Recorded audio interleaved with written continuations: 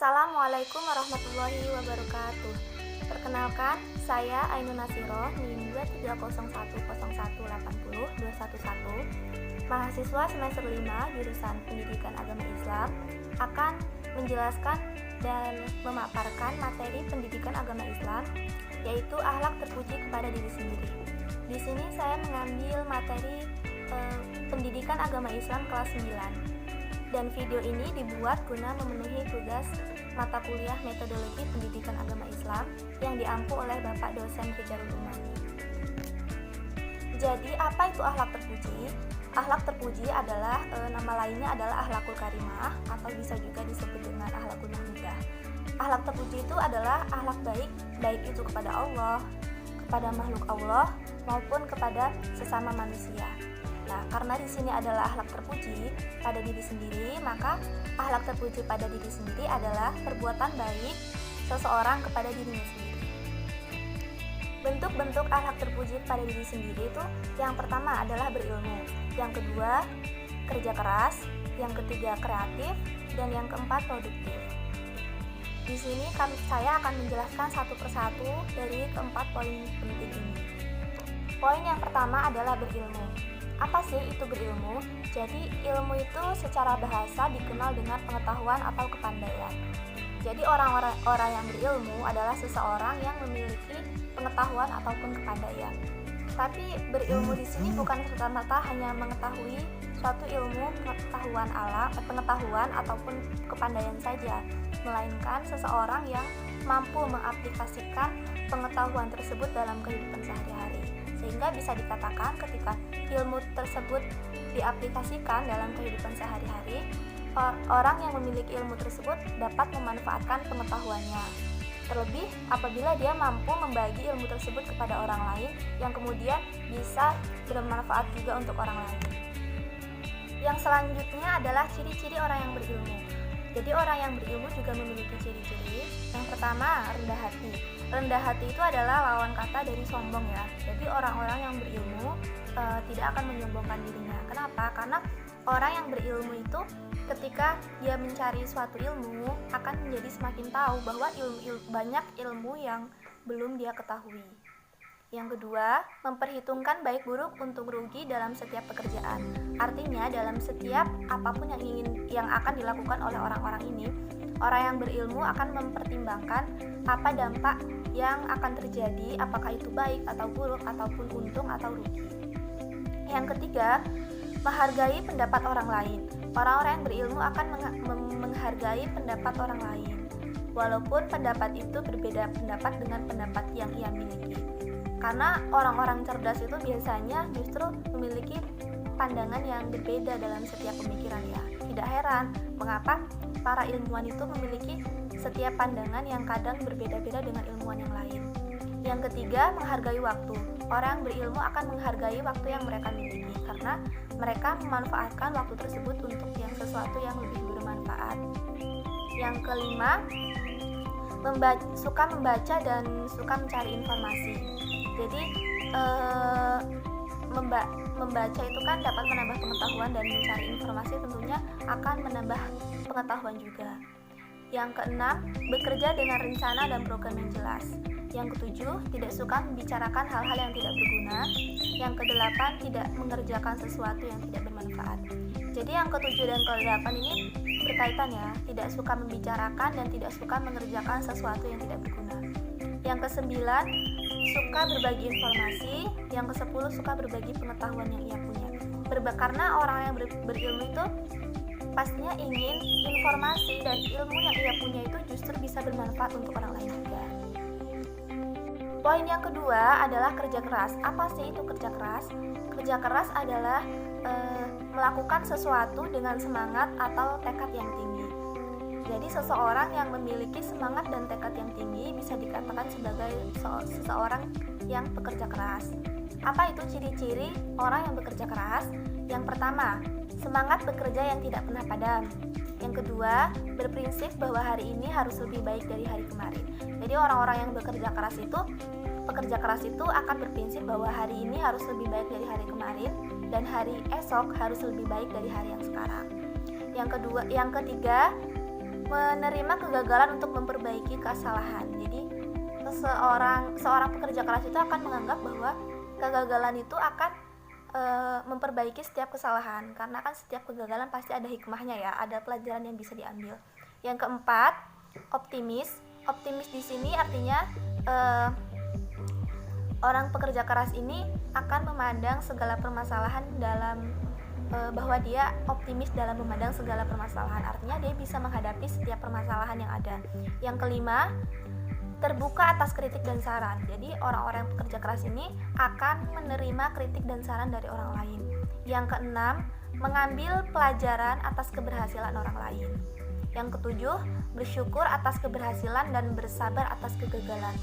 Tentunya seseorang pekerja keras akan mengalami banyak kegagalan, sehingga dia bisa menerima kegagalan tersebut dan kemudian bersabar. Kemudian ketika dia mendapatkan nikmat dari Tuhan, dia akan merasa sangat bersyukur. Poin yang ketiga adalah kreatif. Apa sih itu kreatif? Jadi kreatif adalah seseorang yang mempunyai kemampuan untuk menciptakan sesuatu ataupun menghasilkan sesuatu. Jadi seseorang yang mampu menciptakan sesuatu ataupun menghasilkan sesuatu menjadi sebuah karya bisa disebut dengan seseorang yang kreatif. Orang kreatif ini juga memiliki ciri-ciri. Yang pertama, suka berimajinasi. Jadi orang-orang kreatif itu biasanya suka berimajinasi. Kenapa? Karena orang yang suka berimajinasi itu biasanya dominan otak kanan ketimbang otak kiri. Selain itu juga orang-orang yang memiliki cenderung dominan otak kanan daripada otak kiri itu sering memandang realistis terhadap pemimpi. Maksudnya adalah seorang pemimpi yang realistis. Dia optimis terhadap mimpi yang kemungkinan akan bisa diraihnya. Yang kedua adalah menggemari tantangan. Jadi orang-orang yang kreatif itu menggemari tantangan karena menganggap tantangan itu sebagai pemicu dari semangat yang kemudian membuatnya bisa menghasilkan sebuah karya. Dan yang ketiga, mudah beradaptasi. Orang-orang realistis ini digolongkan sebagai individu yang berpikir cepat, kemudian bisa menemukan ide atau gagasan. Jadi membuatnya tidak heran lagi terhadap sesuatu yang baru. Jadi bisa beradaptasi dengan cepat. Yang keempat, terbuka pada hal-hal baru. Karena yang namanya kreatif itu bisa menghasilkan sebuah karya, tentunya dia ingin karya tersebut relevan dengan sesuatu yang baru. Artinya dia bisa menerima hal-hal baru karena hal tersebut bersamaan dengan kekreatifan yang ia miliki. Poin yang keempat adalah produktif. Apa sih itu produktif? Jadi produktif itu adalah seseorang yang banyak menghasilkan sesuatu. Jadi orang yang banyak menghasilkan sesuatu disebut produktif. Dan di sini produktif itu memiliki ciri-ciri. Yang pertama, memiliki target yang teratur. Orang produktif sudah memiliki target di awal dan sudah merancang apa yang akan mereka lakukan guna mencapai atau menghasilkan sesuatu yang mereka inginkan. Yang kedua, adanya skala prioritas. Orang-orang produktif tentu sangat memahami pentingnya keberadaan skala prioritas. Karena apa? Karena orang-orang produktif itu akan harus tahu apa yang pertama-tama mereka lakukan guna pencapaian yang dia inginkan. Yang ketiga, mengerjakan pekerjaan hingga tuntas. Jadi orang-orang produktif itu selalu melakukan pekerjaan yang apa yang bisa dia kerjakan, karena mereka ingin pekerjaan yang kemudian harus dia lakukan itu harus berjalan dengan tuntas dan dapat diselesaikan, sehingga waktu yang ia punya juga tidak terbuang. Yang keempat, selalu fokus. Orang-orang produktif itu akan selalu fokus melaksanakan atau mengerjakan sesuatu sampai sesuatu tersebut dapat terselesaikan. Yang kelima, penuh pertimbangan. Orang-orang yang produktif itu sudah merancang resiko apa yang harus ia terima ketika melakukan sesuatu, sehingga dia mempertimbangkan dengan matang-matang. Selanjutnya, penggunaan metode diskusi pada materi PAI akhlak terpuji pada diri sendiri. Di sini saya mengambil metode diskusi. Mengapa? Karena menurut saya metode tersebut cukup cocok untuk dijadikan sebagai metode pembelajaran untuk materi akhlak terpuji pada diri sendiri. Apa sih itu metode diskusi? Metode diskusi adalah metode pengajaran, metode pembelajaran di mana dalam satu kelas itu terdapat beberapa kelompok yang dibagi oleh guru, kemudian mendiskusikan sesuatu. Mengapa? Apa sih tujuan dari diskusi itu? Tentunya untuk merangsang seorang siswa untuk lebih aktif di dalam kelas, kemudian mampu bertanya, mampu menjawab, dan berani berbicara di depan teman-temannya. Langkah-langkah diskusi. Langkah yang pertama, membagi kelompok. Di sini yang membagi kelompok itu biasanya pendidik ya. Jadi dalam kelas kemudian dibagi dalam beberapa kelompok yang isinya terdiri dari beberapa anggota. Yang kedua, peserta didik diminta untuk memahami dan menganalisa mengenai akhlak terpuji kepada diri sendiri. Setelah membagi kelompok, kemudian pendidik meminta kepada peserta didiknya untuk memahami pembahasan mengenai akhlak terpuji kepada diri sendiri. Yang ketiga, menganalisa peserta didik. Dalam menganalisa, peserta didik itu diminta untuk mempelajari materi tersebut dalam buku teks atau bahan yang relevan. Biasanya kan kalau jenjang SMP, SMA itu pendidikan agama Islam sudah ada buku paketnya ya. Nah, di sana mereka menganalisanya dan memahaminya itu berdasarkan buku yang mereka gunakan. Yang keempat, merumuskan hasil diskusi dan mempersiapkan untuk presentasi di depan kelas. Artinya, peserta didik kemudian merumuskan atau mencatat poin-poin penting yang akan mereka sampaikan di depan kelas. Yang kelima, mempresentasikan hasil diskusi di depan kelas dengan mengedepankan sikap saling menghargai, toleransi, dan kerjasama antar kelompok. Jadi kan yang namanya diskusi bisa saja dalam satu kelompok itu memiliki pendapat yang berbeda. Jadi disinilah mereka harus selalu saling menghargai dan saling toleransi. Kemudian kerjasamanya itu harus tetap terjalin gitu, sehingga mereka dapat mempresentasikan apa yang menjadi pokok permasalahan dan kemudian menjawab permasalahan yang mereka bahas itu. Kelebihan dan kelemahan metode pembelajaran diskusi. Jadi di sini metode diskusi masih memiliki kelemahan dan kelebihan. Yang pertama, kelebihannya adalah melatih peserta didik berpikir kritis. Kan diskusi ya, jadi setiap anggota biasanya mengemukakan pendapatnya. Jadi dari pendapat mereka, untuk mendapatkan pendapat yang baik, tentunya mereka juga harus berpikir kritis agar menghasilkan sesuatu yang pemikirannya itu bisa dianggap logis dan bisa diterima. Yang kedua, mendorong peserta didik mencari solusi dari masalah yang dihadapi. Di sini peserta didik dituntut untuk bekerja sama sehingga mereka kemudian mencari bersama-sama anggotanya dari permasalahan atau pembahasan yang saat itu tengah dibahas. Yang ketiga, menjadikan siswa lebih aktif dan berpartisipasi dalam kegiatan pembelajaran. Karena diskusi, jadi di sini mereka kemudian anggotanya itu dituntut untuk lebih aktif dan berpartisipasi dalam pembahasan yang telah mereka bahas. Yang keempat, melatih kemampuan berbicara siswa. Jadi setelah ada diskusi biasanya ada presentasi. Nah, nanti mereka itu di depan kelas itu mempresentasikan hasil dari diskusi mereka.